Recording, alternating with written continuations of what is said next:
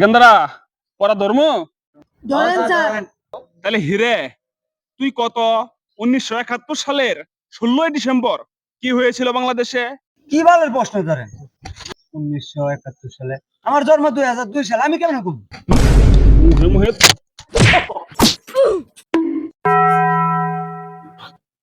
জানোয়ার। এই তোরা সবাই তগর বাপের নামের বানান ক। আতিক খান। আতিক খান। সুহেল সুহেল। সরায়া বদুর আব্দুর রউফ।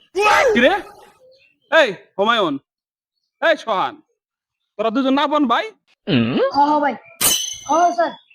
তোরা দুইজনেই যদি আপন ভাই হস তোর বাপের নাম আলাদা হয় কি ভাই রে?